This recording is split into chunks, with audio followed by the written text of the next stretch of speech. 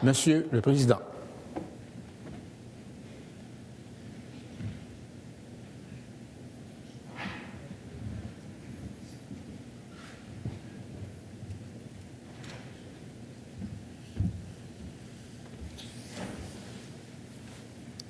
Veuillez vous asseoir, s'il vous plaît. À l'article 40 du feuilleton, aux affaires inscrites par les députés de l'opposition, Monsieur le député de Jonquière présente la motion suivante. Que l'Assemblée nationale rappelle la motion adoptée à l'unanimité le 28 mai 2019 qui réitérait que la nation québécoise est souveraine sur son territoire. Que d'ici la fin de la présente période de travaux, la Commission des Transports et de l'Environnement procède à des consultations particulières et tienne des audiences publiques dans le cadre de l'étude du projet de loi numéro 391, loi modifiant la loi sur la qualité de l'environnement afin d'affirmer la primauté de la compétence du Québec en cette matière. Je vous informe que la répartition du temps de parole pour le débat restreint sur la motion inscrite par M. le député de Jonquière s'effectuera comme suit. 10 minutes sont réservées à l'auteur de la motion pour sa réplique. 48 minutes 30 secondes sont allouées au groupe parlementaire formant le gouvernement. 28 minutes 11 secondes sont allouées au groupe parlementaire formant l'opposition officielle.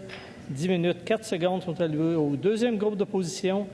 Et 20 minutes 15 secondes sont allouées au troisième groupe d'opposition. Chaque député indépendant dispose d'un temps de parole de 1 minute 30 secondes. Toutefois, lorsqu'un seul député indépendant participe à un débat, il dispose d'un temps de parole de 2 minutes. Dans le cadre de ce débat, le temps non utilisé par les députés indépendants ou par l'un des groupes parlementaires sera redistribué entre les groupes parlementaires selon les proportions établies précédemment.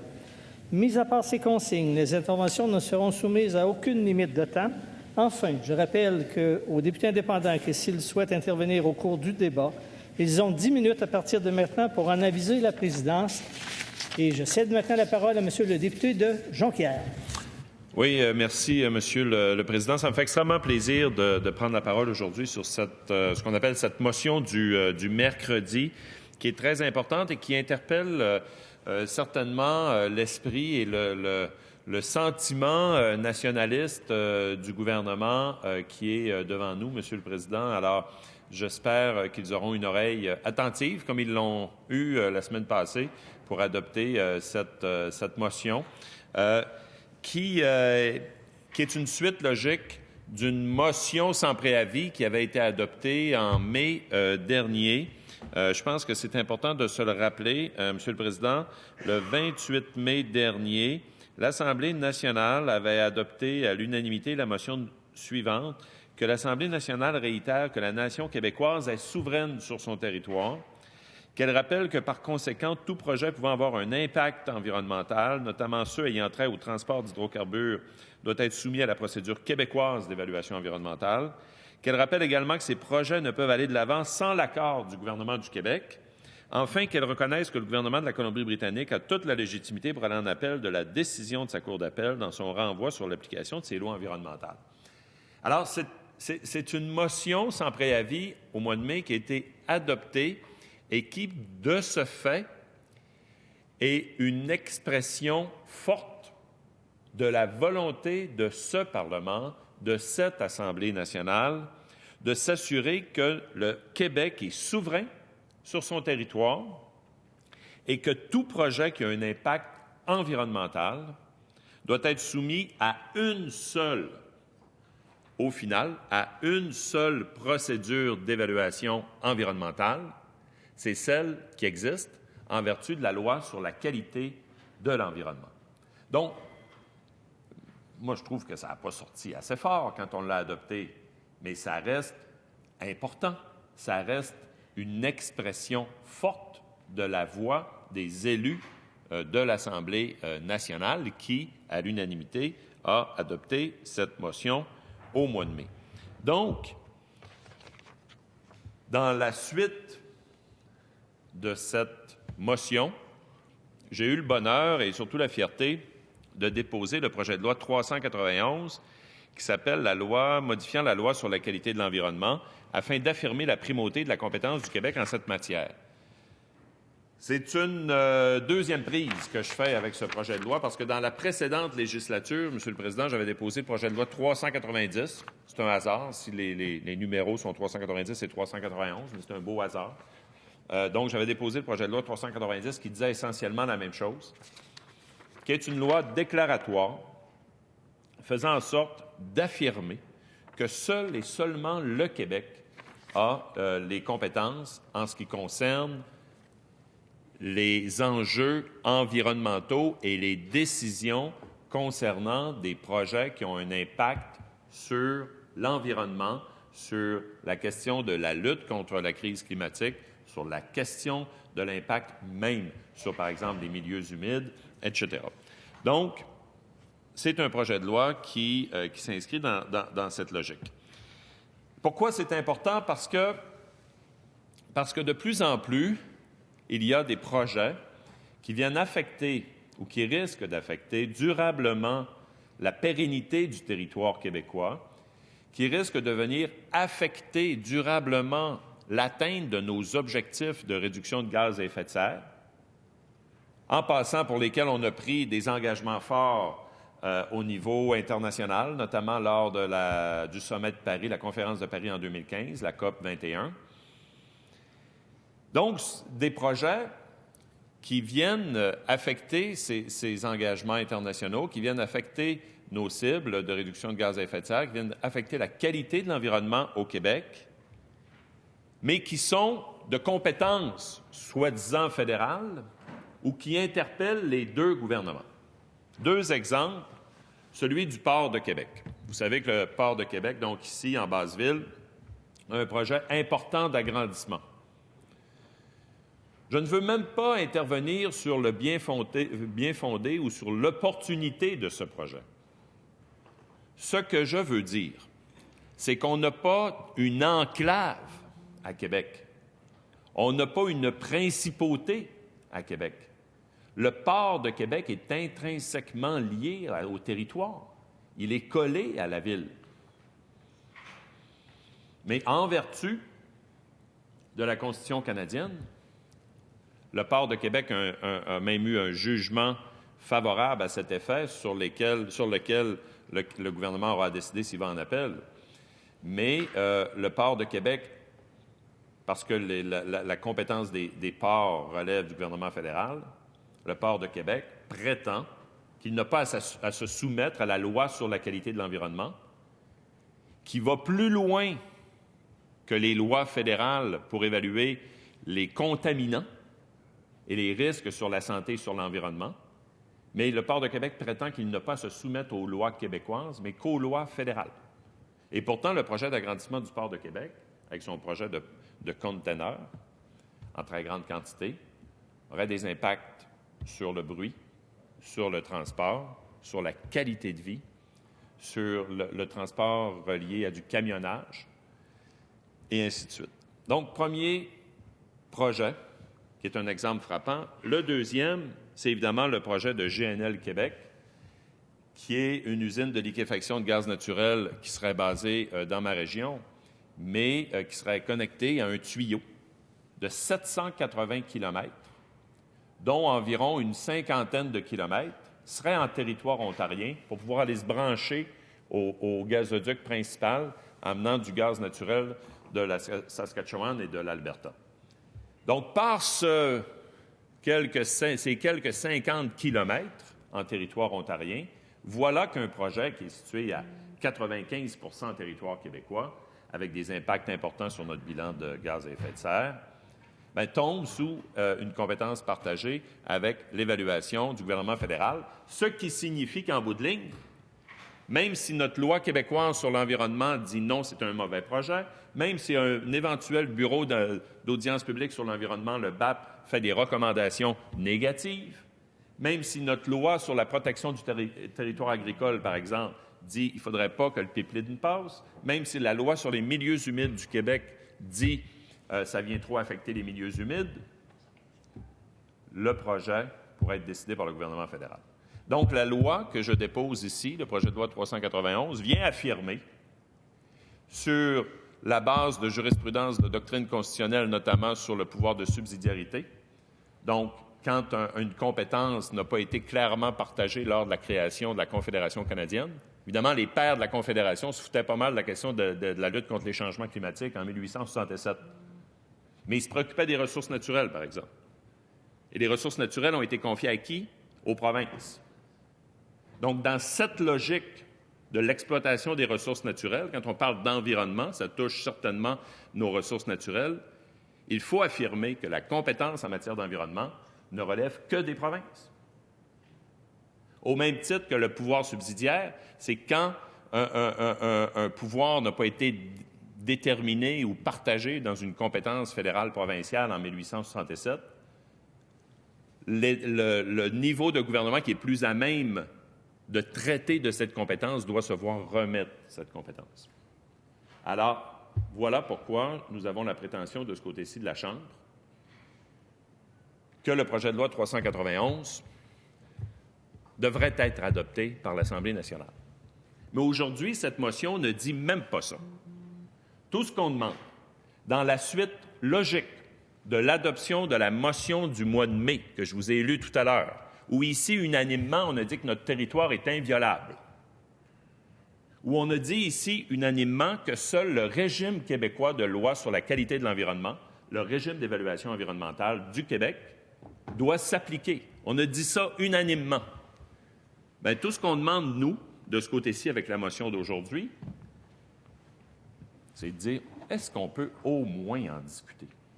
Est-ce qu'on peut au moins en parler en commission parlementaire? Alors, la motion que nous avons aujourd'hui demande que d'ici la fin de la présente période de travaux, puis là, je vous le dis tout de suite, là, Monsieur le Président, on est négociable. Si le gouvernement dit on est dans le jus avant Noël, OK, est-ce qu'on peut le regarder pour après les fêtes? Nous sommes parlables, mais nous disons que d'ici la fin de la présente période des travaux, la CAPERN tienne des audiences publiques sur le projet de loi 391. Des audiences publiques, Monsieur le Président. Donc, moi, je n'ai pas la prétention d'avoir la science infuse. J'ai rédigé ce projet de loi avec l'aimable et compétente collaboration du service des légistes ici à l'Assemblée nationale. Ça tient sur une page. Nous pourrions recevoir des avocats compétents, patentés en droit de l'environnement, qui viendraient nous dire où on doit travailler. Est-ce que ça passe effectivement le test de la Constitution? Autrement dit, Monsieur le Président, mettre cet enjeu à la place publique, sur la place publique. C'est ce qu'on demande. Le gouvernement, avec sa majorité, aura toujours lieu après de passer une loi semblable ou une autre ou de ne pas en passer. Mais au moins, acceptons d'en discuter. Je termine en vous disant que je comprendrais difficilement que le gouvernement refuse au moins de procéder à des auditions sur cette idée, après qu'il ait pourtant accepté d'intervenir dans 2 causes en Cour suprême, une rejoignant l'Alberta et la Saskatchewan qui contestent la taxe carbone du gouvernement fédéral pour défendre leurs propres compétences, parce que ça veut dire c'est absurde, parce que l'Alberta et la Saskatchewan défendent leurs compétences provinciales en disant on ne veut pas de taxe carbone, puis le gouvernement du Québec a dit pour cette raison, on va intervenir en Cour suprême. On est d'accord parce que c'était important de défendre les compétences des provinces face au fédéral. On n'est pas d'accord sur le fond, mais sur l'importance de défendre nos compétences. Donc, le gouvernement du Québec a dit on va intervenir en Cour suprême sur cet enjeu-là. Deuxième cause, là, ça correspond à peu près au projet de loi 391 que j'ai déposé. La Colombie-Britannique a déposé un projet de loi pour préserver la compétence de la Colombie-Britannique sur le dossier du transport d'hydrocarbures de Trans Mountain. Et ce sera en Cour suprême. Et le Québec a dit on va intervenir également à cet effet pour défendre la compétence des provinces en matière d'environnement.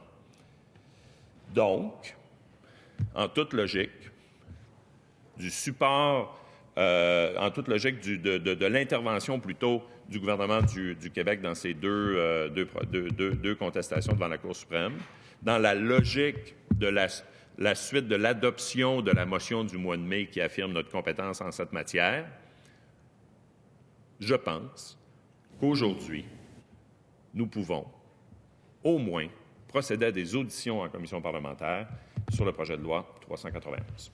Merci, Monsieur le Président. Merci, Monsieur le député.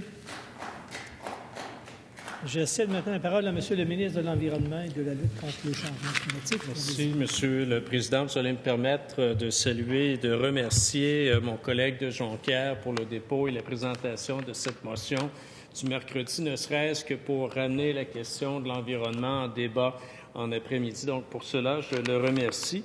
Et c'est non seulement une occasion de parler d'environnement, mais également des compétences et des juridictions entre le gouvernement du Québec et celui du Canada. Il a tout à fait raison de rappeler qu'il y a eu cette motion de déposer le 28 mai dernier, qu'elle a généré un appui unanime de la part de l'ensemble des collègues de l'Assemblée nationale et peut-être déjà rassurer mon collègue, cet esprit de la motion, nous le partageons encore aujourd'hui, donc nous sommes tout à fait à l'aise avec le vote qui s'est tenu ou le principe qui a été réitéré. Et je vais, si vous me le permettez, Monsieur le Président, rappeler le libellé de la motion elle-même. Je pense que c'est important avant de continuer davantage nos débats. Donc, ce que dit la motion, c'est que l'Assemblée nationale réitère que la nation québécoise est souveraine sur son territoire, qu'elle rappelle que, par conséquent, tout projet pouvant avoir un impact environnemental, notamment ceux ayant trait au transport d'hydrocarbures, doit être soumis à la procédure québécoise d'évaluation environnementale, qu'elle rappelle également que ces projets ne peuvent aller de l'avant sans l'accord du gouvernement du Québec et enfin qu'elle reconnaisse que le gouvernement de la Colombie-Britannique a toute la légitimité pour aller en appel de la décision de sa Cour d'appel dans son droit sur l'application de ces lois environnementales. Donc, ce libellé-là, nous aurions très bien pu le soumettre nous-mêmes.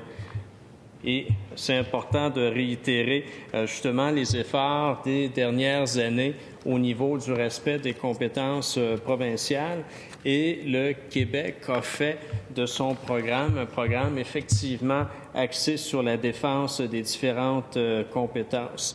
Donc, je pourrais vous parler dans les prochains instants des démarches qui ont été entreprises, notamment devant le Sénat canadien avec l'étude du projet de loi 69. Mais avant, je voulais vous faire peut-être un petit rappel, c'est aussi pertinent de le faire à ce moment-ci, sur la distinction, les compétences qui sont reconnues pour le gouvernement fédéral. Les affaires étrangères, on ne le remet pas en cause, sur le commerce international et interprovincial, sur la navigation maritime, également sur les terres fédérales, sur les pêches, sur les eaux limitrophes, intervient également en environnement de par sa compétence sur le droit criminel, de même qu'au nom de l'intérêt national. Mais sinon, lorsqu'on regarde les compétences du gouvernement du Québec, c'est là où on réalise effectivement les droits qui revient à son Assemblée nationale, sinon à son gouvernement de statuer en matière d'environnement, parce qu'on parle de la propriété, les droits civils, les affaires municipales, ça va de soi, mais là où ça devient encore plus intéressant, l'aménagement du territoire, les terres publiques, ce qui représente plus de 90% des terres publiques au Québec, les ressources naturelles, un lien direct et évident avec l'environnement parce que ça inclut l'eau aussi, les entreprises et les activités de nature locale et privée. Bref, il y a une compétence en matière d'environnement qui est reconnue au gouvernement du Québec. Et d'ailleurs, le Québec a été précurseur sur cet enjeu-là. Il a procédé à l'adoption d'une loi, la loi sur la qualité de l'environnement, bien avant une loi semblable par rapport au gouvernement fédéral. Dans le cas du Québec, c'est une loi qui a été adoptée en 1972 et le gouvernement fédéral a attendu pour sa part en 1988 pour adopter une loi qui peut s'y ressembler. Donc, on reconnaît au Québec des compétences particulières en matière d'environnement. Le Québec a été précurseur sur ces enjeux-là. Et il reste maintenant à son Assemblée nationale de s'assurer du respect de cette importance que nous accordons. Cependant, ce que les tribunaux ont eu à trancher au cours des dernières années, c'est à savoir est-ce qu'il y a une prépondérance entre la loi québécoise et la loi fédérale? La réponse, elle est non. Il n'y a pas de prépondérance comme telle, ce qui n'est pas dramatique pour autant parce que la convenance au cours des dernières années aura été d'établir des ententes d'équivalence. On en a établi un certain nombre avec le gouvernement du Canada pour éviter qu'il y ait justement un conflit de compétences, pour éviter qu'il y ait des recours indus devant les tribunaux. Et le meilleur exemple que je peux vous donner, il est encore tout récent puisqu'il date de 2018 et c'est cet accord entre le Québec et le Canada relatif aux lois et règlements applicables aux ouvrages municipaux et provinciaux d'assainissement des eaux usées au Québec. Donc, on reconnaît à travers cette entente d'équivalence les rôles et responsabilités autant du gouvernement du Québec que du gouvernement fédéral. C'est un accord qui est important parce qu'il a permis d'éliminer partiellement le double emploi réglementaire entre les deux ordres du gouvernement dans ce secteur et réitérer un principe qui nous est cher, et je sais que nous le partageons avec nos collègues du Parti québécois, c'est-à-dire un projet, une évaluation pour éviter que le promoteur, qu'il soit une municipalité, qu'il soit une entreprise privée, qu'il ait à se soumettre à deux procédures d'évaluation complètement distinctes pour un même projet,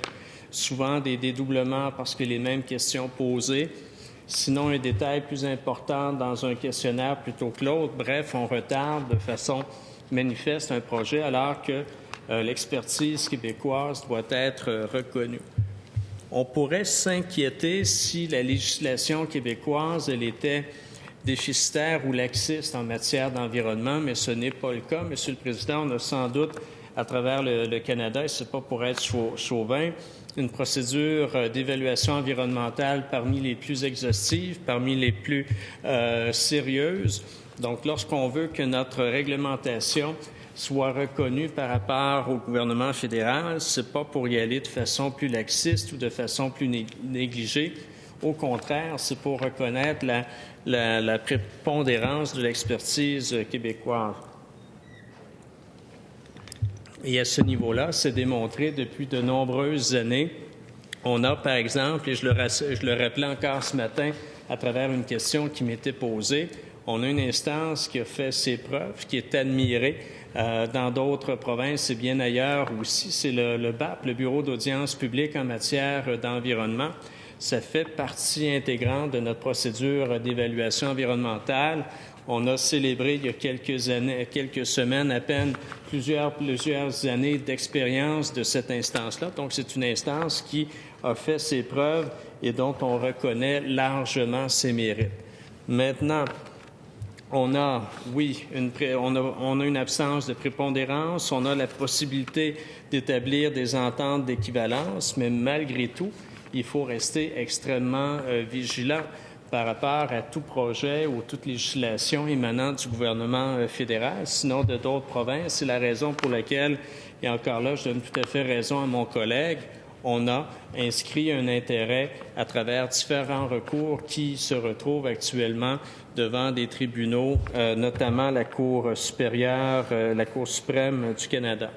On a évoqué le projet de loi C-69. Ça me fait plaisir d'en parler davantage. Le projet de loi C-69, qui a d'ailleurs été adopté quelques semaines avant que les travaux ne cessent du côté d'Ottawa avant les élections fédérales.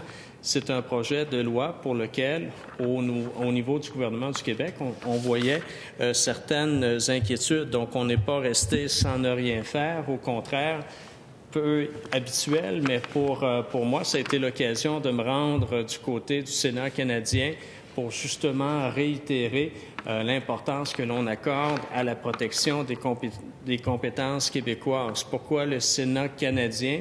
C'était la dernière étape avant l'adoption du projet de loi. J'ai pu essentiellement faire valoir le principe, oui, un projet, une évaluation, mais à travers des critères bien précis, des demandes bien précises, notamment de tenir compte dans le processus d'évaluation environnementale les décisions des autorités provinciales à l'égard de l'évaluation en partie ou en tout d'un projet, notamment, et aussi, on a demandé que la présente loi ne limite pas les effets des lois provinciales relatives à la protection de l'environnement. Autre élément qui a été réitéré à travers le mémoire que j'ai eu le plaisir de présenter, c'est qu'une disposition soit mise en place pour permettre à une province de mettre fin au processus fédéral d'évaluation pour un projet. Il y a eu, suite à ce passage-là devant le Sénat, des amendements qui ont été présentés à la Chambre des communes. Je dois avouer en toute franchise que certains des amendements que nous avons proposés n'ont pas été inclus c'est-à-dire dans la version finale adoptée avant la fermeture des travaux. Donc, déception de la part du gouvernement du Québec, très certainement, mais en même temps, un espace de dialogue qui est encore possible. Je le mentionnais ce matin. J'ai très hâte, Monsieur le Président, la semaine prochaine, lorsque le gouvernement canadien, le premier ministre, désignera la composition de son Conseil des ministres, voir qui sera mon interlocuteur ou mon interlocutrice en matière d'environnement, parce que ce sont des enjeux, encore une fois, de la plus grande importance. Donc, dès cette nomination confirmée, il y aura une prise de contact de mon côté, c'est bien certain, pour une rencontre la plus rapide possible. Ce que je vais lui faire valoir, c'est oui, le projet C-69 a été adopté, mais il reste encore des étapes avant son entrée en vigueur. Il y a deux règlements, c'est-à-dire il y a un document d'orientation qui doivent être présentés au cours des prochains mois.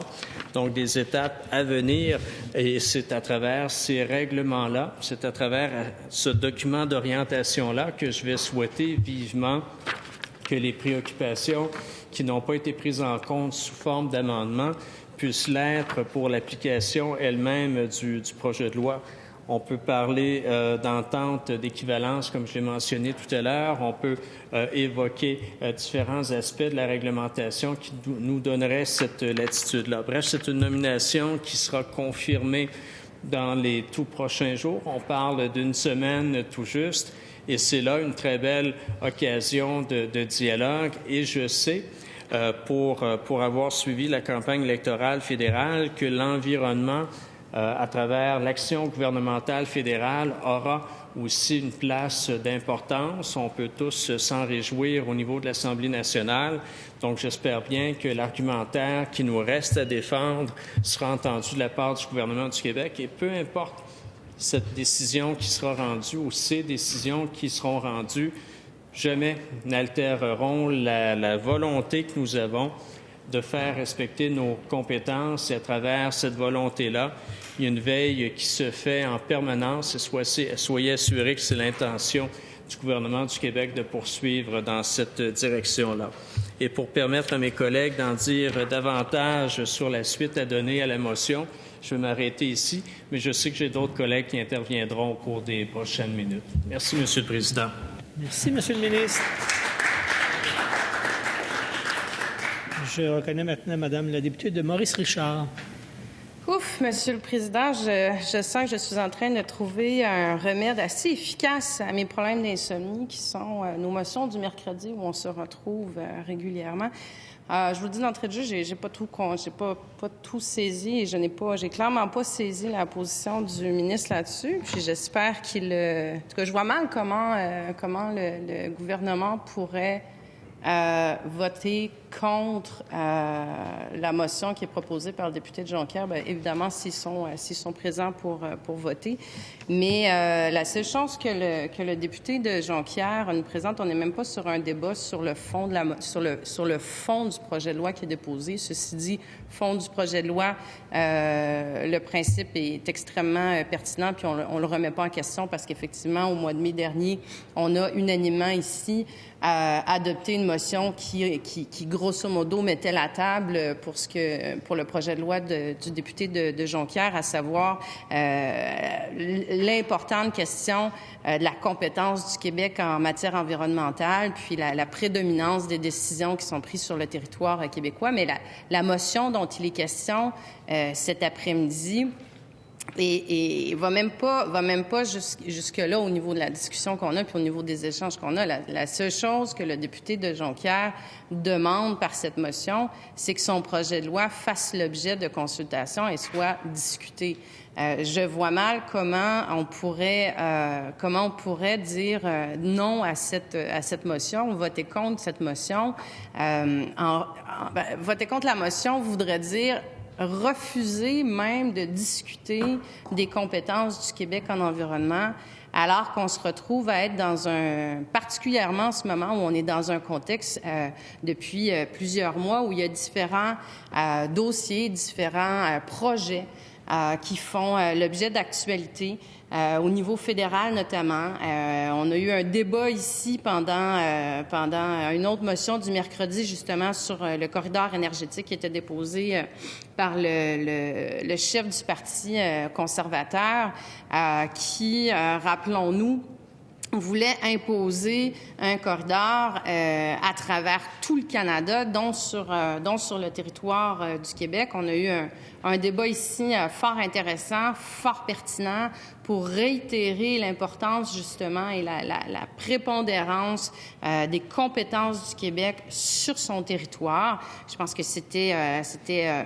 évident, c'était très unanime. J'ai ma collègue de Notre-Dame-de-Grâce qui était d'ailleurs intervenue dans ce débat pour rappeler à quel point justement on a des ressources naturelles au Québec qui sont extraordinaires, que ce soit au niveau des rivières, que ce soit au niveau des paysages, et à quel point justement on doit non seulement s'enorgueillir de ces richesses, mais on doit les protéger.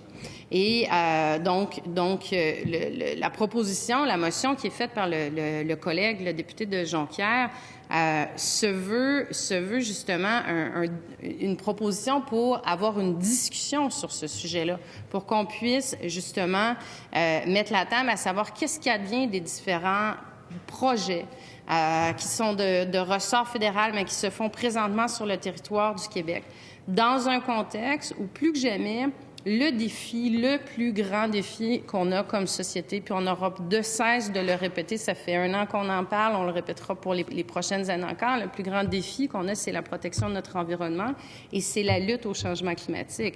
C'est le défi qu'on a comme société, mais c'est un défi qui est absolument mondial à l'heure actuelle. Et dans ce contexte-là, sachant justement que ça peut être une priorité à géométrie variable pour certaines sociétés et pour certains gouvernements, on le constate tous les jours avec le gouvernement très climato-passif qui malheureusement nous gouverne à l'heure actuelle. Je pense que il est de bon gré justement de pouvoir prendre les décisions qui nous concernent sur notre territoire pour pouvoir atteindre les objectifs qu'on s'est fixés. Et c'était ce qui faisait l'objet de différentes motions justement sur lesquelles on a échangé dans cette Chambre, sur lesquelles on a été tout à fait unanime. Et je pense qu'il est de bon gré. Puis je veux juste aussi pour les fins de l'échange qu'on a, le projet de loi en question du député de Jonquière, grosso modo, je vais le résumer avec ces notes explicatives qui sont somme toute assez courtes, mais bien claires. C'est un projet de loi qui affirme donc la primauté de la compétence du Québec en matière d'environnement afin que l'État du Québec exerce pleinement les pouvoirs liés à sa compétence sur le territoire québécois.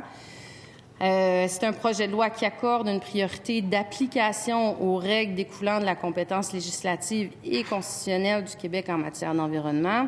Et c'est un projet de loi qui prévoit que le gouvernement peut désigner un projet, une activité ou une entreprise, notamment des secteurs du transport, des ressources naturelles et de l'environnement, pour lesquels, en matière d'environnement, le Québec a compétence exclusive. Moi, je suis d'avis et j'entendais le ministre de l'Environnement dire qu'il était heureux qu'il y ait de nouveau une motion qui soit déposée en Chambre, qui nous donnait de nouveau l'occasion d'avoir un débat durant les 2 prochaines heures en cette Chambre sur la question de l'environnement. Je pense que la proposition qui est faite par le député de Jonquière nous donne justement cette opportunité d'avoir une discussion de fond sur comment on doit se diriger, comment on doit se dicter pour la suite des choses. Ce sera pas, il y a déjà plusieurs projets qui font l'objet de discussion. Je pense entre autres à GNL Québec puis au pipeline. Ça fera partie des. Et ce projet de loi, qu'on soit d'accord ou non avec l'ensemble des éléments précis, je pense que sur le principe,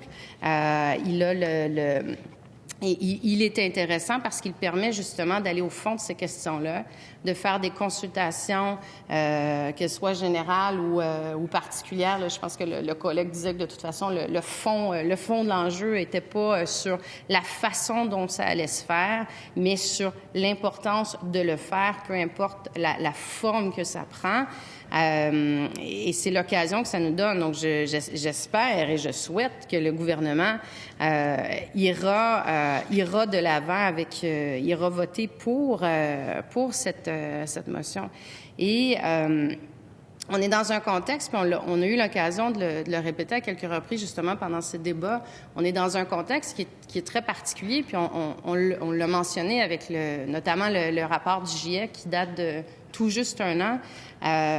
Oui, c'est pas un sujet qui est nouveau, l'environnement puis la lutte au changement climatique, mais ça a pris une dimension très différente dans la dernière année. Je fais pas référence à l'élection du nouveau gouvernement, mais bien à ce qui se passe mondialement et toutes les sonnettes d'alarme qui ont été tirées, notamment avec le rapport du GIEC qui a été publié il y a tout juste 1 an, mais avec tout ce qui s'est passé par la suite, des scientifiques qui, généralement, prennent assez peu la parole publiquement.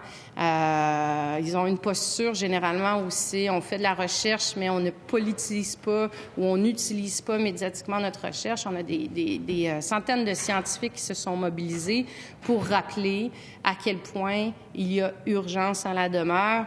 On a vu le secrétaire général des Nations unies aussi à la Climate Week qui convoquait les décideurs politiques pour leur demander d'accroître les efforts et il faut aller encore beaucoup plus loin.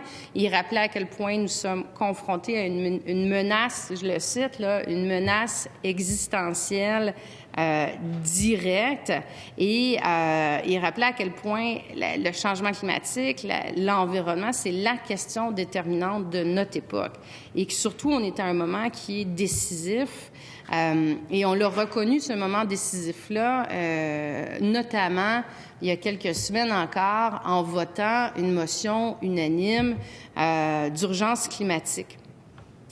C'est pas rien la motion qu'on a votée ici et malheureusement je trouve que ça a assez peu ébranlé, je sais pas si on peut dire les colonnes du temple, mais je parle pas du temple dans lequel on est ici. C'est comme si on avait voté une motion qui a une portée qui est tellement importante et ça n'a rien changé du côté de l'activité gouvernementale au niveau des annonces qui ont été faites. Et ça, je pense que c'est bien malheureux. C'est pour ça que je suis assez curieuse de voir l'issue du débat qu'on va avoir, les autres intervenants de la partie gouvernementale, ce qu'ils vont nous en dire, parce que ça fait longtemps qu'on attend de voir qu'il y a une réelle volonté du côté du gouvernement de la CAQ à adresser les questions environnementales, à s'occuper de la lutte au changement climatique, à en faire une priorité. J'aurais pensé qu'à travers les différents débats qu'on a faits, à travers les différents enjeux qui ont été mis sur la table, à travers justement cette motion d'urgence climatique qui est pas minime, qui a un sens extrêmement solennel, qui est très importante. Je pensais que ce serait venu teinter justement l'action gouvernementale, alors que ce qu'on a vu, la seule chose qu'on a vu dans le fond dans les dernières semaines suite à cette motion-là, c'est une centralisation des pouvoirs, donc moins de transparence, moins d'indépendance, et ça c'est très malheureux.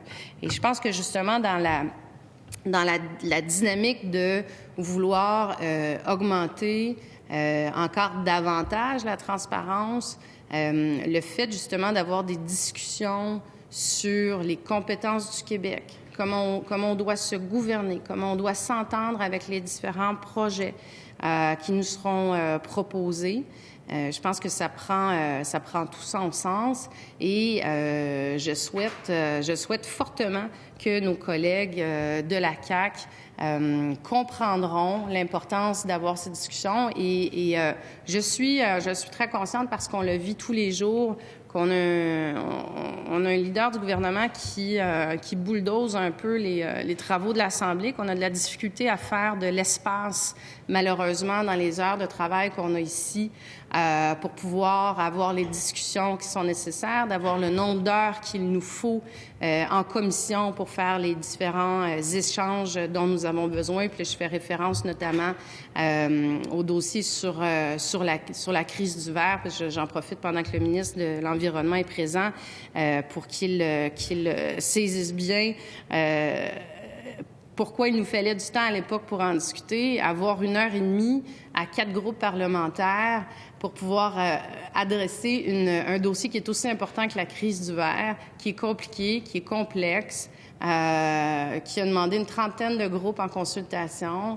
C'est malheureusement pas se donner la capacité comme législateur de faire le travail qu'on souhaite faire. Et on se retrouve puis je me permets ce petit aparté, Monsieur le Président, parce que c'est peut-être ce qu'on nous répondra pour la motion du député de Jonquière, qu'on n'a pas le temps. Et on se retrouve dans différents dossiers à être justement en train d'avoir de la difficulté comme parlementaire à faire avancer puis je pense à la commission sur les pesticides, entre autres, où c'est un peu le problème à l'heure actuelle, à voir est-ce qu'il y aura du temps ou pas, parce que le leader apparemment n'arrive pas à trouver 2 heures pour qu'il y ait un débat en cette chambre. Et je pense que comme député, comme législateur, pour nous, c'est pas juste frustrant. Je pense que ça inhibe beaucoup le travail qu'on fait comme député pour le faire comme il faut. Et je pense que dans le cas qui nous occupe, malheureusement, c'est qu'on finit par être confronté à cette réalité-là du temps qui est disponible et du temps qui est libéré par le leader, de l'organisation des travaux aussi pour permettre de faire les travaux comme il faut dans les différentes commissions. Malheureusement, en ce moment, justement, il y a des projets de loi qui flottent parce que les commissions sont sur d'autres choses. Il y a des commissions qui ont 4-5, rondes allumées en parallèle parce qu'il y a vraiment un enjeu au niveau de l'organisation des travaux. Et je trouverais ça vraiment dommage que la réponse qui nous soit faite ou que la décision qui soit prise ou l'indication qui soit donnée par le leader du gouvernement à ses collègues, ce soit de voter contre une motion parce que le temps manque, alors que c'est un dossier extrêmement... il n'est pas juste important, il est crucial, il est capital, le dossier des compétences du Québec en environnement puis en lutte au changement climatique. Et je pense que c'est une réflexion qui doit être faite par les collègues du gouvernement quand ils auront la discussion sur la direction qu'ils donneront à leur vote à l'issue de ce débat. Je pense qu'on ne doit pas se priver d'aucune façon de faire la discussion sur ce dossier. Merci, Monsieur le Président. Merci, Madame la députée. Je reconnais maintenant Madame la députée de Mercier. Je vous indique que vous avez 9 minutes 54 secondes pour votre groupe. Merci, Monsieur le Président. Donc, par rapport à la motion déposée par le député de Jonquière et le projet de loi 391 dont elle fait l'objet, ce que ça pose comme question, c'est ça pose la question de ce qu'il est possible de faire en matière d'environnement pour le Québec, au Québec, dans le cadre canadien. Je veux d'abord rappeler les faits. Le 26 septembre dernier, la Cour d'appel du Québec a rendu un jugement dans le dossier du port de Québec. Elle a déterminé que, selon la Constitution canadienne, tout le volet préventif qui est contenu dans la Loi sur la qualité de l'environnement, donc la LQE du Québec, ne s'appliquait pas aux terres fédérales ni aux activités reliées à la navigation. En gros, ce que ça veut dire, c'est que tout le système de demande et de permis d'émission environnementaux du Québec est soumis au pouvoir fédéral sur de larges portions du territoire québécois. Ça signifie que le ministère de l'Environnement ne peut pas évaluer les risques environnementaux et sur la santé de sa population pour les activités portuaires qui ont lieu sur son propre territoire, et donc la portée de ce jugement est très lourde de conséquences. Et c'est pas juste le port qui est visé, c'est toutes les terres fédérales au Québec et par extension, c'est tous les domaines d'activité pour lesquels c'est le Canada qui a un pouvoir. Donc, bien sûr, les ports, mais aussi les voies navigables comme le fleuve Saint-Laurent, les voies ferroviaires, les oléoducs, les gazoducs et j'en passe. Ce que la Cour vient de nous dire, c'est que les entreprises qui exploitent notre territoire, ils n'ont pas besoin de nous demander la permission à nous, les Québécois. Autrement dit, les lois fédérales laxistes en matière d'environnement, elles priment sur les lois québécoises qu'on s'est votées ici en cette Chambre. Le régime fédéral canadien, bien, il se moque de nous. Il nous considère comme une petite province, puis on n'a pas le choix que de se soumettre au big boss canadien. Les questions constitutionnelles peuvent avoir l'air abstraites pour monsieur, madame, tout le monde, mais quand il s'agit de protéger notre environnement et la santé des gens, bien, cet enjeu est plus que concret. Monsieur, on pourra en parler aux citoyens et citoyennes de la basse-ville de Québec. Ils et elles se sont mobilisés contre le port de Québec après les honteux épisodes de poussière rouge. Ces gens-là étaient inquiets et avec raison. Ils sont toujours inquiets pour leur santé et celle de leur famille, mais ils se sont heurtés à des portes closes et à une fin de non-recevoir. Même les inspecteurs du ministère de l'Environnement se sont vus virer de bord quand ils ont voulu aller constater ce qui se passait au port parce que, eh bien, le Québec n'a pas juridiction pour assurer une saine qualité de l'air dans sa propre capitale nationale. Parlez-en aussi aux gens de Lac-Mégantic qui ont subi les horreurs des lois laxistes canadiennes en matière de transport ferroviaire. C'est ça que ça fait quand on laisse l'État canadien imposer sa loi, un État pétrolier, guidé par un appétit sans limite pour l'exploitation des sables bitumineux, un État pressé par l'urgence d'exporter par tous les moyens possibles et le plus rapidement possible le pétrole sale de l'Ouest canadien.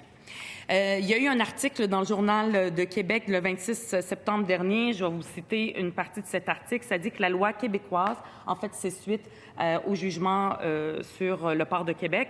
La loi québécoise ne s'applique pas en amont à la décision de construire ou d'agrandir des installations portuaires, mais toutefois, elle s'applique en aval en cas de sinistre environnemental. Ça veut dire qu'on n'a pas la compétence pour juger si, en amont, si un projet ou un agrandissement est compatible avec le genre de développement qu'on veut, mais quand ça pète, bien là, nous, on est rappelé à notre responsabilité et il faut qu'on nettoie les dégâts. C'est ça, Monsieur le Président, être une province dans le Canada. On vous retire les droits de vous protéger vous-même, votre environnement et la santé de vos gens. Mais quand il faut réparer les pots cassés, comme je le disais, bien là, on nous rappelle à nos responsabilités. Sur le fond de la motion du député de Jonquière, donc, il est clair que Québec solidaire va appuyer toute démarche qui vise à affirmer la primauté de la compétence du Québec en matière d'environnement et je n'arrive pas à savoir de quelle façon le gouvernement va voter contre ce principe-là. Et même plus, pour nous, le Québec doit avoir la pleine compétence exclusive sur la gestion du territoire qui nous appartient. Et la seule façon d'y arriver, eh bien, c'est pas d'aller, comme le ministre de l'Environnement l'a fait, quémander à Ottawa le pouvoir de faire respecter nos propres lois. Eh bien, la seule façon d'y arriver pour Québec solidaire, c'est clair, c'est de faire l'indépendance du Québec. Qu'on se le dise, il n'y aura pas de Québec vert dans un État pétrolier canadien. Il faut rompre avec l'idée que le régime canadien est compatible avec la protection de l'environnement. Et c'est normal puisque cet État canadien a été conçu pour favoriser l'extraction et l'exportation des ressources dans le plus pur esprit colonial. C'est de là que vient le Canada. Le Canada, c'est la nationalisation de pipelines et leur imposition à travers la gorge des provinces. Le Canada, c'est les subventions massives aux hydrocarbures et le retrait du protocole de Kyoto. Le Canada, c'est le paradis fiscal pour les mines qui pillent les sous-sols de la planète, comme l'a d'ailleurs brillamment démontré M. Alain Deneau dans ses livres « Noir Canada » et « Paradis sous terre ». Rester dans le Canada, c'est se soumettre à cette logique extractiviste sauvage qui fait de nous une colonie comptoir et c'est exactement le contraire d'être maître chez nous. Mais on peut faire un choix différent. Au Québec, on a tous les outils nécessaires et toutes les ressources pour entamer une vraie transition de notre économie. C'est un projet de société qui a commencé pas uniquement depuis récemment, ça a commencé depuis à la Révolution tranquille lors de la nationalisation de l'hydroélectricité sans qu'un seul sou soit demandé à Ottawa. Et c'est ce qui permet aujourd'hui au Québec d'être leader en matière d'énergie renouvelable, c'est-à-dire d'être très, très bien positionné pour faire face à la seule urgence au 21e siècle, c'est-à-dire l'urgence climatique. En 1962, le Québec se découvrait comme peuple de bâtisseurs, d'innovateurs et de visionnaires. Il faisait l'expérience de ce que ça signifie pour un peuple de s'appartenir et de poser les premiers jalons de sa pleine et entière souveraineté. Aujourd'hui, eh bien, on a besoin d'une nouvelle révolution tranquille, écologique. Et c'est ça qu'il nous faut au Québec. Pour la suite du monde, il faut pouvoir bloquer les pipelines, il faut pouvoir reconnaître la souveraineté des peuples du Québec, parce qu'il n'y a pas qu'un seul peuple, il y en a d'autres. Donc, il faut redonner voix au chapitre aux Premières Nations, aux Inuits, sur la gestion de leur communauté et des territoires qu'ils et elles chérissent. Il faut pouvoir avoir le contrôle sur nos voies ferroviaires et maritimes et sur tous nos leviers économiques et fiscaux pour mettre en place cette transition de notre économie.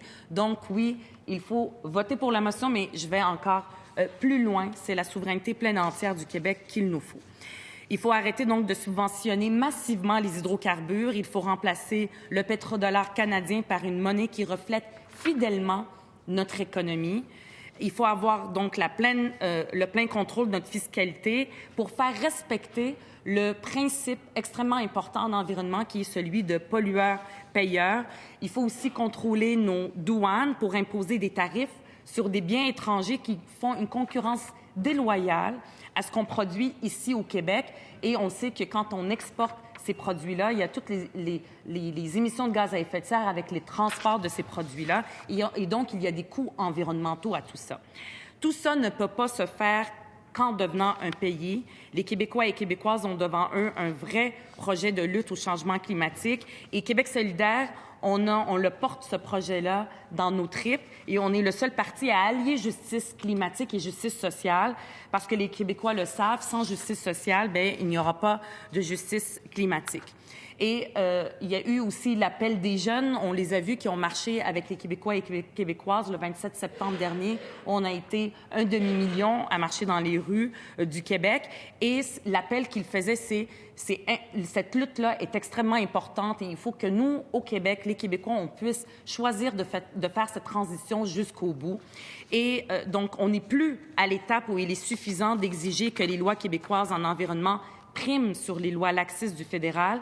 On n'est plus même à essayer d'avoir une compétence exclusive en environnement. Enfin, on n'est plus à essayer d'améliorer le Canada de l'intérieur comme si c'était encore possible. Il y en a qui y croient. Je crois que ce n'est plus possible. Il faut arrêter d'essayer d'étirer les limites du cadre. Il faut changer de cadre et donc, nous allons voter pour cette motion et, comme je le mentionnais, je ne vois pas de quelle façon la CAQ va voter contre cette motion de mon collègue, le député de Jonquière. Merci, Monsieur le Président. Merci, Madame la députée. Pour la suite de nos travaux, je cède la parole à Monsieur le député de Bourget.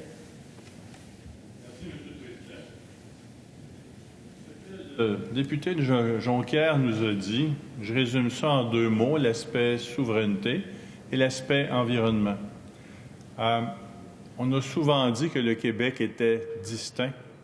Et quand on regarde ce qui se passe dans l'Ouest canadien, j'ai eu l'occasion d'aller très souvent dans l'Ouest canadien.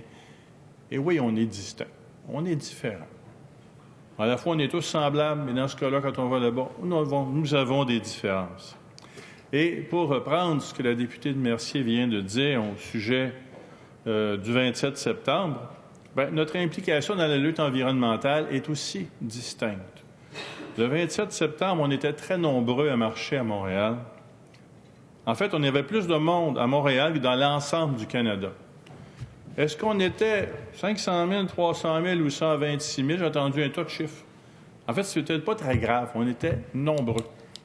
Assez pour faire quelques centaines de mètres en quelques heures parce qu'il y avait trop de monde. C'était agréable d'être là et c'était important d'être là. D'ailleurs, j'ai eu l'occasion d'y être en présence du ministre de l'Environnement. On était ensemble. C'était une mobilisation présente dans toutes les régions du Québec en nombre impressionnant. C'est pas étonnant. Depuis la Révolution tranquille, le Québec a fait beaucoup de ses choix, de ses propres choix en matière énergétique et en matière d'environnement. Le développement hydroélectrique, c'est une très grande richesse qui nous permet d'avoir une énergie, comme on le sait, propre et abordable pour l'ensemble des Québécois. On sait que Hydro-Québec est d'ailleurs un leader au niveau environnement. On en parle de plus de 8000 rapports où ceci apparaît. Un tas d'articles scientifiques. Qui peut se vanter sur la Terre d'avoir de l'énergie propre en excès? Il y a très peu d'endroits qui peuvent dire une telle chose, s'il y en a d'autres. Il y a des bases de données d'Hydro-Québec qui sont disponibles à l'ensemble des gens qui touchent les sciences de l'environnement. Et encore une fois, là, qui est utilisé autant au Québec qu'en Amérique du Nord qu'un peu partout dans le monde pour servir de modèle. Le Québec a choisi d'investir massivement dans son potentiel hydroélectrique sans l'aide du gouvernement fédéral. On parlait à ce moment-là d'un développement autant social qu'un développement d'affaires et qui a un impact énorme toujours aujourd'hui. C'était à ce moment-là l'époque des grands chantiers. On a eu des chantiers comme Manicouagan, comme Outarde, comme le chantier de la Grande. Et en même temps, il se faisait d'autres chantiers au Québec sous d'autres aspects, comme l'autoroute métropolitaine, la place Ville-Marie, le pont Pierre-Laporte. Et là, on voit ce qui a apparu au milieu de tous ces changements-là au niveau timing. Les préoccupations environnementales des citoyens sont devenues beaucoup plus présentes. Alors, je vais vous montrer comment l'évolution s'est faite et en même temps qu'on a toujours resté à s'occuper de nos propres lois. Le législateur québécois a porté vraiment plus d'attention à la qualité de l'environnement à partir du moment où on a fait ces grands chantiers. En 1972, il y avait la loi sur la qualité de l'environnement qui en témoigne de façon très manifeste. En même temps, en juin 1972, il y avait la déclaration de la conférence de Stockholm sur l'environnement humain, qui était la première grande conférence internationale sur l'environnement, où il y avait 113 pays présents. Et je vous cite un petit bout de la déclaration finale qui dit « La protection et l'amélioration de l'environnement est une question d'importance majeure qui affecte le bien-être des populations et le développement économique dans le monde entier.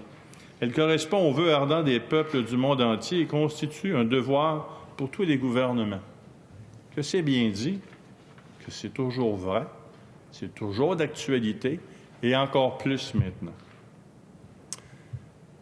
Ça conduit à une LQE, la Loi québécoise sur l'environnement, qui est un aboutissement d'une évolution législative, dans le fond, qui a pris racine au début du 20e siècle. On voyait à ce moment-là la régie des eaux, où on parlait d'aqueducs, d'égouts, d'eau potable, de traitement d'eau usée. Par la suite, on a parlé d'hygiène publique, de salubrité publique. Tout ça pour dire que ça date de bien longtemps, mais on voit l'évolution qui s'est faite depuis ce temps-là, et c'était des lois québécoises. La LQE actuelle a des mécanismes juridiques propres au Québec. 3 particuliers. La prohibition de contaminer l'environnement, l'autorisation préalable et les permis, et l'ordonnance ministérielle. Encore une fois, des choses qu'on contrôle nous-mêmes. Cette loi-là est fondée sur le principe du pollueur-payeur, qui est devenu un des principes fondamentaux du développement durable. C'est une avancée considérable, qui est toute minime quand on le dit avec quelques mots, que l'environnement devient un sujet de droit public sans référence au droit de propriété. Autrement dit, un bien commun est plus important que le bien individuel à ce moment-là. Mais la loi québécoise d'environnement, la LQE, est une loi vivante et on peut voir un peu son évolution. En 1977, on avait le droit à l'eau potable, l'obligation de distribuer l'eau potable à l'ensemble des citoyens du Québec. En 1978, il y avait, entre autres, reconnaître un droit du citoyen à la qualité de l'environnement et aux citoyens un droit de participer aux décisions environnementales, un ancêtre du BAP, si on veut bien. En 1979, on avait la création officielle du ministère de l'Environnement, qui fait donc 40 ans de ça. Et puis après ça, on a eu toutes sortes de modifications qui sont venues adapter cette loi-là à ce qui se passait selon l'évolution. En 82, on parlait de pluie acide. En 87, on a parlé déjà d'une loi sur les pesticides. En 88, une loi sur les sols contaminés. Des choses dont on parle encore aujourd'hui, mais qu'on vient améliorer, adapter à ce qui se passe de façon courante. En 90, on a la création de la Société québécoise de récupération et de recyclage, ce qu'on appelle Recyc Québec, qui vraiment travaille sur le territoire québécois et qui s'occupe de ses propres problèmes avec ses propres lois. Il y a eu l'adoption en 2000 de la loi sur la sécurité des barrages dans la foulée des inondations du Saguenay de 1997. Encore une fois, on adapte la loi selon la situation, selon l'évolution, selon les craintes de la population. On en arrive en 2006 avec une loi sur le développement durable, la reconnaissance d'un droit à un environnement sain dans la Charte des droits et libertés de la personne. En 2011, on voit qu'on regarde un nouveau régime de sanctions de la LQE. Pourquoi je vous entraîne dans ce cheminement-là? C'est parce qu'il faut montrer que cette loi-là est évolutive et c'est nous qui l'avons faite et on l'a adaptée à nos propres besoins. Je pense que la législation environnementale québécoise se compare avantageusement aux autres législations environnementales. Bien sûr qu'un règlement, quelque part dans une autre province, dans un autre pays, pourrait être adapté, mais il pourrait peut-être prendre avantage aussi des nôtres à certains moments. On n'a rien à envier aux autres législations environnementales. La LQE, c'est une sorte de contrat environnemental entre le gouvernement et les citoyens. Mais comme tout contrat sur le long terme, on doit la maintenir à niveau selon l'information qu'on a, selon nos inquiétudes. La LQE doit rester pertinente. On parlait tantôt du BAP. C'est la place où les citoyens et la société civile prennent une importance plus encore soutenue.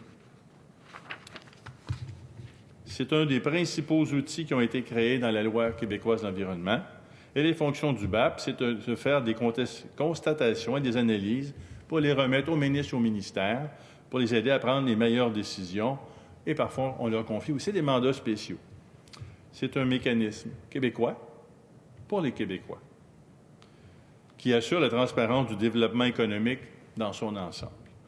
Aujourd'hui encore, on parle de quelque chose qui s'en vient sur le BAP, sur l'amiante à asbestos au mois de décembre. Il faut savoir reconnaître que de temps en temps, la partisanerie nous fait oublier des choses, mais la bourse carbone est une chose qui a été faite il y a quelques années et qui nous est très utile. Et ça aide le Québec à demeurer un leader dans la lutte au changement climatique en Amérique du Nord. Nous sommes la première et malheureusement la seule province à faire partie de la bourse du carbone. Et de façon bizarre, on l'appelle la Western Climate Initiative avec la Californie. Et ça nous permet d'avoir des objectifs de réduction de gaz à effet de serre plus ambitieux que le reste du Canada. Nous sommes, pourtant, si on regarde nos émissions, on est déjà dans les plus bas. En janvier 2013, on a aussi parlé du SPED. Ça, je suis toujours obligé de le lire. Le Système québécois de plafonnement et d'échange de droits d'émission. Donc, encore une fois, le Québec n'a pas attendu l'obligation du fédéral pour agir ou la permission du fédéral pour agir. Je pense que le SPED et la Bourse du carbone ont prouvé leur efficacité. Et le premier ministre réitérait son appui récemment, en particulier à la Bourse du carbone, en disant que c'était réellement mieux qu'une taxe carbone. Je rappelle qu'on a des objectifs de 37,5 % de réduction de gaz à effet de serre pour 2030, basés sur 1990. Comme on est déjà en avance sur d'autres provinces, réduire de 37,5 % devient de plus en plus difficile. Et pourtant, on a gardé cet objectif-là. Avec le SPED, on a des plafonds d'émissions de gaz à effet de serre décroissants dans le temps, ce qui fait que les entreprises seront plus efficaces et moins énergivores que les entreprises canadiennes à cause de cette présence sur le marché du carbone. D'ailleurs, on peut dire que dans le plan 2013-2020, les entreprises québécoises ont rencontré cette baisse de 20 %, la dépensant même à 21-22 % environ, dépendant où on prend nos informations. En conclusion, on peut dire que le Québec fait ses choix en matière d'environnement depuis très longtemps. Le Québec veut faire appliquer l'ensemble de ses lois sur son territoire. Les Québécoises et les Québécois ont voté pour un gouvernement qui place sa loyauté envers eux et envers le territoire qu'ils habitent. Quand on entend les commentaires venant de l'Ouest canadien récemment, je pense qu'on se rend très bien compte que le Québec se tient debout et fait respecter ses compétences. J'entendais tantôt des commentaires sur le port de Montréal. Le port de Montréal est en partie dans mon comté. Il y a des tas de rencontres auxquelles nous assistons avec les représentants du port. Et mon expérience avec le port de Montréal, c'est un exemple de discussion continuelle pour s'améliorer ensemble. Alors, est-ce qu'on peut faire mieux? Est-ce qu'on peut faire plus? Bien, j'espère que oui. Ça, c'est vrai aujourd'hui et ça va être vrai encore demain et après-demain. Mais le Québec doit servir d'exemple et ça passe par un gouvernement qui, oui, fait respecter ses compétences et fait respecter ses lois. Monsieur le Président, savez-vous, je pense que nous sommes ce gouvernement.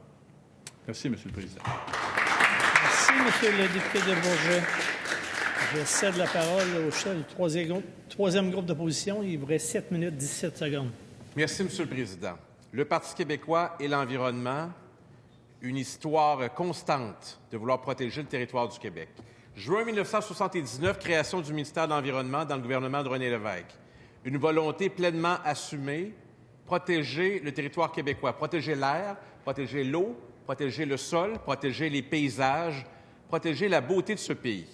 Lorsqu'on est nationaliste et à plus forte raison lorsqu'on est indépendantiste, l'amour physique du pays, ça fait partie de nos valeurs, ça fait partie de nos préoccupations.